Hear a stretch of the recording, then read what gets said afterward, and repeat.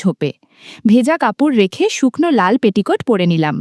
চুল ভিজে ছিল, গামছা দিয়ে মুছছিলাম। হঠাৎ পেছনে শব্দ পেলাম। ঘুরে দেখি ঝাউ পাতার আড়াল থেকে অভিক বেরিয়ে এলো। বলল, চলো বাড়ির পেছনে একটু দাঁড়াই। সেদিনের কথা কেউ জানে না। আমি অঞ্জলা, বয়স ৪৩। আয়নায় তাকালে এখনও নিজেকে ৩০-এর মতোই মনে হয়। গায়ের রং মাঝারি, চুল কাঁধ ছোঁয়া, সোজা। বিয়ের পর অনেকেই বলতো, আপনি তো একদম সিনেমার নায়িকার মতো। শুনে হেসে ফেলতাম। এখন কেউ আর কিছু বলে না, আমিও শুনি না। আমরা শহরের একপাশে ছোট্ট একটা ফ্ল্যাটে থাকি, আমি, স্বামী সমরেশ আর আমাদের ছেলে অর্ক। আমি বেশিরভাগ সময় হালকা আরামদায়ক জামাকাপড়েই থাকি, যেমন পাতলা সুতি ম্যাক্সি। রঞ্জু নামের এক দোকানদার চোখে চোখে রাখে, মাঝে মাঝে ইঙ্গিতপূর্ণ কথা বলে, আমি কিছু বলি না। সমরেশ প্রাইভেট কোম্পানিতে কাজ করে, রাতে ফিরে ক্লান্ত থাকে। আর অর্ক এখনও ছোট, ১১ বছর। আমি সেজেগুজে বারান্দায় দাঁড়ালে সমরেশের নজর পড়ে না, বরং বলে, ঘুম আসছে না, একটু দূরে দাঁড়াও। মাঝে মধ্যে মনে হয়, আমি কি আসলেই খুশি? হয়তো না, ভেতরে কোথাও যেন শূন্যতা জমে আছে, কারোর সঙ্গে বলা যায় না। সন্ধ্যায় রঞ্জু বলেছিল, আজকে তো ম্যাক্সির রঙের সঙ্গে ক্লিপের মিল একদম পারফেক্ট। আমি হেসে বললাম, তুমি না কসমেটিক্স বেচো না, কথা বেচো। ওর চোখে কিছু ছিল যা বহুদিন সমরেশের চোখে দেখিনি। এইসব ছোট ছোট মুহূর্তই আমাকে মনে করিয়ে দেয়, আমি এখনও বেঁচে আছি, এখনও কেউ খেয়াল রাখে। ঘুমাও চলো, বলেছিল সমরেশ, কিন্তু আমি ঘুমাতে পারিনি। জানালার বাইরে তাকিয়েছিলাম। কারো চোখে হয়তো আমি এখনও অনেক কিছু, কিন্তু যার চোখে চাই সেই চোখ তো বন্ধ। সকালটা ছিল একদম চুপচাপ। কাপড় ধুয়ে বারান্দায় দড়িতে দিলাম। অর্ক তখনও ঘুমিয়ে, সমরেশ অফিসের জামা পরছে। এমন সময় ফোন বাজল। স্ক্রিনে গ্রামের বাড়ি। ওপাশে কাকা গলা, বৌদি, গোবিন্দ কাকা আর নেই। মনটা খালি হয়ে গেল। বহুদিন দেখা নেই, তাও ওনার অস্তিত্ব ছিল বাড়ির মাটির মতোই। সমরেশ জানল, বলল, আমার যাওয়া সম্ভব না, তুমি বরং অর্ককে নিয়ে চলে যাও, খরচ আমি পাঠিয়ে দিচ্ছি। ওর গলায় অনিচ্ছার চেয়ে বেশি ছিল উদাসীনতা। পরদিন খুব সকালে ট্রেন। ব্যাগ গোছালাম। গায়ে ছিল আরামদায়ক একটা পাতলা ম্যাক্সি, তার ওপর একটা হালকা ওড়না। ট্রেনে ভিড়, গরম, সেটাই বেশি ভাবছিলাম। আমার পাশে বসেছিল এক যুবক, চুপচাপ প্রথমে, তারপর একটু নড়েচড়ে বসল। একবার তার হাত ছুঁয়ে গেল আমার কাঁধ ঘেঁষে, বলল, সরি। আমি বললাম, ঠিক আছে। মনে হচ্ছিল তার দৃষ্টি একটু বেশি মনোযোগী। বাতাসে কাপড়টা গায়ে লেগেছিল, আমিও ওড়না একটু গুছিয়ে নিলাম। কিছুক্ষণ পর ও বলল, কাকিমা, পানির বোতলটা খুলে দেবেন? আমি খুলে দিতেই আঙুল ছুঁয়ে গেল তার। খুব স্বাভাবিক, কিন্তু মনে একটু অন্যরকম লাগলো। ও নামার সময় বলল, আপনার চুলটা একদম সাবিতা বৌদির মতো। আমি চমকে তাকাতেই সে ভিড়ে মিলিয়ে গেল। ট্রেন চলছিল, আমি শুধু জানালার বাইরে তাকিয়ে ভাবছিলাম। কিছু মুহূর্ত থাকে যেগুলো শুধু শরীর বুঝতে পারে, মন জমিয়ে রাখে, কিন্তু বলা যায় না। দুপুরের পর পৌঁছালাম গ্রামের স্টেশনে। উঠোন, পুকুর, আম গাছ সব যেন ফিরে এলো অনেক বছর আগের মতো। দাদা বলল, অঞ্জলা বৌমা, অর্ক তো একেবারে মাস্টারমশাই হয়ে গেছে। আমাকে ঘর দেওয়া হলো এক কোণার ঘরে। মাটির মেঝে, কাঠের খাট, জানালার পাশ দিয়ে আসা হাওয়া। ব্যাগ রেখে বসতেই মনে হলো অবশেষে একটু শান্তি। শ্রাদ্ধের জন্য গ্রামে এলেও ভেতরে ভেতরে বুঝছিলাম, এ সফরে শুধু বিদায়ের নয়, কিছু নতুন গল্পেরও শুরু হতে চলেছে, যার ইঙ্গিত হয়তো আজ রাতেই আসবে। সকালের রোদ উঠোনে এসে পড়েছে। আমি রান্নাঘরের জানালা দিয়ে বাইরে তাকিয়েছিলাম। হঠাৎ এক যুবক এসে দাঁড়ালো দরজার পাশে। হালকা ঘাম, চোখে সোজা দৃষ্টি। বলল, আপনি কি অর্কর মা? আমি হেসে বললাম, হ্যাঁ। সে চোখ সরালো না, বরং দৃষ্টি যেন একটু বেশি সময় আটকে রইল আমার মুখে। বলল, আমি অভিক, দাদুর বাড়ি এসেছি। আমি মাথা নাড়িয়ে ভেতরে চলে আসলাম। কিন্তু একটা অনুভব রয়ে গেল, ওর দৃষ্টিতে শুধুই দেখা ছিল না, যেন কিছু বুঝে নেওয়ার চেষ্টা। দুপুরে খাওয়ার পর শরীরটা ক্লান্ত হয়ে পড়েছিল। আমি পাতলা ব্লাউজ আর পেটিকট নিয়ে পেছনের বাথরুমে গেলাম। ওদিকেই পুকুর, আর চালার ওপরে কিছু ভেন্টিলেটর। স্নানের সময় ভেজা কাপড় গায়ে লেগেছিল, একটু অস্বস্তি হচ্ছিল। আলো ছায়ায় চেহারার রেখা ভেদ করে যেন নিজেকেই নতুন করে অনুভব করছিলাম। ওদিকে উঠোনে অর্কসহ কিছু ছেলে খেলছিল। হঠাৎ বলটা চালার ওপর গিয়ে পড়ে। অভিক বলল, আমি নিয়ে আসি। হাসতে হাসতে সে উঠতে লাগলো চালায়। বল তুলতে গিয়ে হঠাৎ চোখ পড়ল ভেন্টিলেটরের ফাঁক দিয়ে। এক ঝলক সে হয়তো আমাকে দেখেছিল। পেছন ফিরে দাঁড়িয়ে ভেজা চুলে গামছা দিয়ে মাথা মুছছিলাম। সে মুহূর্তে কিছু বলার ছিল না, কিন্তু তার চোখে যেন স্থিরতা হারিয়ে গিয়েছিল। আমি ভেতর থেকে ডাকলাম, অর্ক, বাইরে আছিস? অভিক চমকে উঠল, বল হাতে নিচে নামল, কিন্তু তার চোখে তখনও সেই মুহূর্তের এক ঝলক জমেছিল। সন্ধ্যায় পুকুর পাড় দিয়ে হেঁটে আসছিলাম, দেখি সে উঠোনে বসে বল ঘোরাচ্ছে। আমি বললাম, আজকের বলটা তো কাজে দিল? সে তাকিয়ে হেসে কিছু বলল না, শুধু সেই চেনা দৃষ্টিটা আবার ফিরে এলো, যা চালার ওপর থেকে শুরু হয়েছিল। রাতটা কেমন যেন নিঃশব্দে মোড় নিচ্ছিল। ঝিঝির ডাক, গরম হাওয়া আর চারপাশের নিস্তব্ধতা যেন ভেতরের কোনো দোলানো ভাবনা জাগিয়ে তুলছিল। ঘরে সবাই ঘুমিয়ে পড়েছে। আমি অর্কর পাশে শুয়েছিলাম, কিন্তু ঘুম আসছিল না। একটু হাওয়া লাগবে ভেবে দরজার কপাটটা সামান্য খুলে দাঁড়ালাম। গায়ে ছিল একটানা পরা পাতলা ম্যাক্সি, চুল খুলে পেছনে ফেলেছিলাম।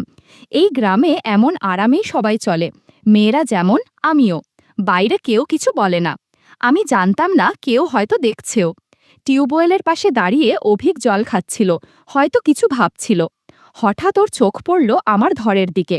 দরজার ফাঁকে দাঁড়িয়েছিলাম পাতলা ম্যাক্সিতে, এক হাতে চুল সামলাচ্ছি আর এক হাতে খোপা ধরে হালকা বাতাস নিচ্ছি। হঠাৎ মনে হলো কেউ হয়তো তাকিয়ে আছে। অভিক উঠোনের ধারে দাঁড়িয়েছিল, থমকে গেল। আলো ছায়ায় আমার অবয়বটা ভেসে উঠেছিল হয়তো। সেটা শুধু দেখা নয়, কিছু টের পাওয়ার মতো ছিল। আমি জানতাম না ওর চোখ পড়েছে কিনা, কিন্তু মনে হচ্ছিল আশপাশে যেন নিঃশব্দে কেউ দাঁড়িয়ে আছে। নিঃশ্বাসও শুনতে পেলাম কিনা বুঝতে পারছিলাম না।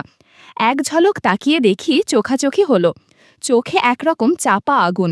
আমি কিছু না বলে ধীরে ধীরে দরজার কপাট টেনে ভেতরে চলে এলাম। মনে হচ্ছিল রাতটা আজ কিছু আলাদা বলছে।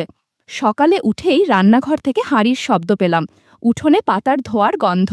গোবিন্দ কাকার শ্রাদ্ধ, বাড়িতে লোকজনের ভিড়, রান্না, জল তোলা, সব মিলে যেন ছোটখাট আয়োজন। চুল বেঁধে ম্যাক্সিন ওপর একটা শাল জড়িয়ে রান্নাঘরে গেলাম। দাদা মজা করে বলল, তোরে ধর জামাই বানিয়ে ফেললাম রে। আমি হেসে বললাম, কাজে মন থাকলে মন ভালো থাকে।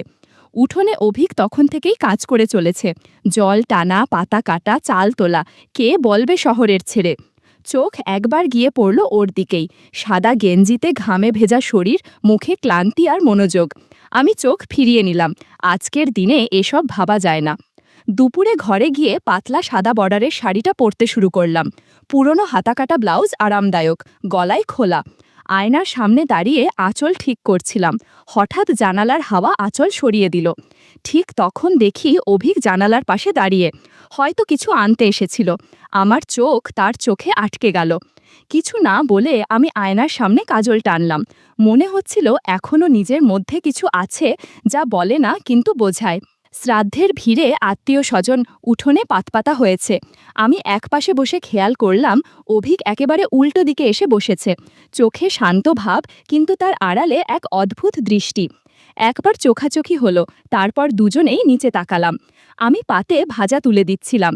অভিকের থালায় দিতে গিয়ে হালকা করে হাত ছুঁয়ে গেল আমার। ইচ্ছাকৃত না হলেও ছোঁয়াটা যেন কিছু বলছিল। কিছু সেকেন্ড আমরা থেমে থাকলাম, তারপর আমি নিজেই হাত সরিয়ে নিলাম। মনে হচ্ছিল ভেতরে কোথাও অজানা উত্তেজনা জমে আছে, না বলা, না বোঝানো অনুভব। কেউ কিছু টের পেল না, কিন্তু আমরা দুজন জানলাম এই মুহূর্তটা কিছু একটা শুরু হতে পারে।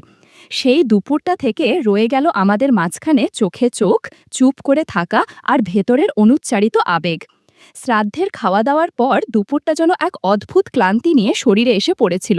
ঘরের ভেতর বাতাস ঢুকছিল না, মনে হচ্ছিল যেন সব কিছু থেমে আছে। দাদা বলল, এই গরমে হাঁস মুরগিও পুকুরে বসে আছে, চল সবাই মিলে নদীতে যাই, স্নান করলে ভালো লাগবে। সবাই রাজি হয়ে জামাকাপড় আর গামছা নিয়ে রওনা দিলাম বাঁশবাগান পেরিয়ে নদীর দিকে।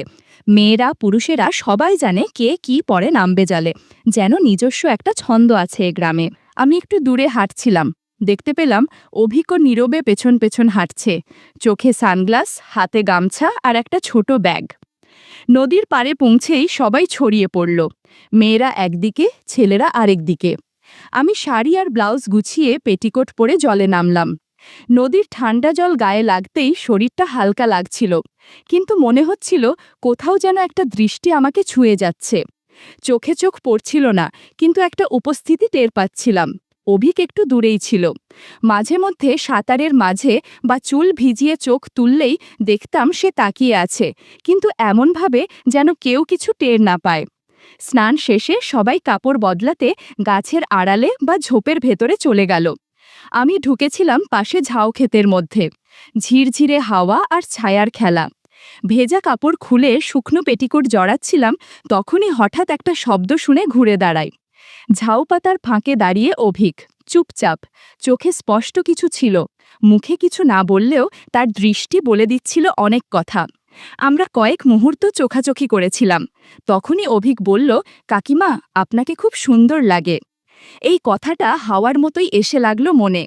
কেউ কোনোদিন এমন করে বলেনি, আর এমন মুহূর্তে বলা কথার রেশ যেন শরীর ছুঁয়ে গেল। আমি কিছু বলিনি, সরে দাঁড়িয়েও যাইনি, কিন্তু জানতাম আমাদের মাঝে কিছু বদলে গেছে, চোখের ভাষায়, অনুভবে। সেই বিকেলটা ঝাউপাতার মধ্যে থেকে আমার মনেও থেকে গেল। রাতটা ছিল গুমোট, মনটা অস্থির। বারবার বিকেলের ঘটনাটা মনে পড়ছিল। প্রশ্ন করছিলাম নিজেকে, এটা ভুল, নাকি এটুকু অনুভবও আমার প্রাপ্য ছিল? আমি ম্যাক্সি পরে খাটে বসেছিলাম, চুপচাপ। বাড়ির সব ঘর নিস্তব্ধ, অর্ক পাশের ঘরে। বাতাসে পর্দা দুলছিল। ঠিক তখনই দরজার ফাঁকে একটা ছায়া। আমি যেন আগে থেকেই জানতাম অভিক। সে ধীরে ধীরে ঘরে এলো। মুখে কোনো শব্দ নেই, চোখে সেই পুরনো দৃষ্টি, এবার আরও স্থির। আমি ফিসফিস করে বললাম, সবাই ঘুমিয়ে পড়েছে তো? সে মাথা নেড়ে বলল, চলো পেছনের দিকে, ঘরের গাদার কাছে, কেউ দেখবে না। আমি কিছু না বলে উঠে দাঁড়ালাম। শব্দ না করে বেরিয়ে গেলাম ওর পেছন পেছন। ঘরের গাদায় এসে দাঁড়ালাম দুজনে। চাঁদের আলো ছায়ায় মিশে গেছে চারপাশ। অভিক ফিসফিস করে বলল, তোমাকে প্রথম যেদিন দেখলাম সেদিনই বুঝেছিলাম তুমি আলাদা। আমি নিচে তাকিয়ে রইলাম। সে হাত বাড়িয়ে আমার কপালের চুল সরিয়ে দিল। কিছু বলল না, শুধু চোখে চোখ রেখে যেন অনেক কথা বলে দিল চুপচাপ। আমার ভেতরে দ্বিধা, প্রশ্ন, অথচ কোথাও যেন শান্তিও ছিল। সেই মুহূর্তটা ঠিক স্পষ্ট নয়, কিন্তু অনুভব গেঁথে গেল গভীরে, যেন এই রাত কিছু বলেছে, যা দিনের আলোতে হয়তো বলা যাবে না। ওঠেনি, সেটা আমি প্রথম দিনেই বুঝে গিয়েছিলাম তোমার চোখে, বলল অভিক। আমি থেমে বললাম, তুমি তো অনেক ছোট। অভিক হালকা হাসল, কাকিমা, অনুভবের কোনো বয়স হয় না। ঘরের গাদার পাশে আমরা বসে পড়লাম। ও পাশে এসে হাত রাখল আমার হাতের কাছে। সেই মুহূর্তে মনে হচ্ছিল এতদিন ধরে যেটা মনের গভীরে রয়ে গিয়েছিল, সেটা কেউ যেন হঠাৎ ছুঁয়ে দেখল, নিঃশর্তে নিঃশর্তে। আমি চোখ বন্ধ করলাম। কেউ কিছু বলল না, কোনো শব্দ হয়নি, তবু মনের ভেতর কোথাও যেন একটা বন্ধন তৈরি হয়ে গেল। রাতটা নিঃশব্দ, অথচ অদ্ভুতভাবে স্পষ্ট ছিল। আমি অনুভব করলাম চুপ করে কারো পাশে থাকাও গভীর ভালো লাগার মতো।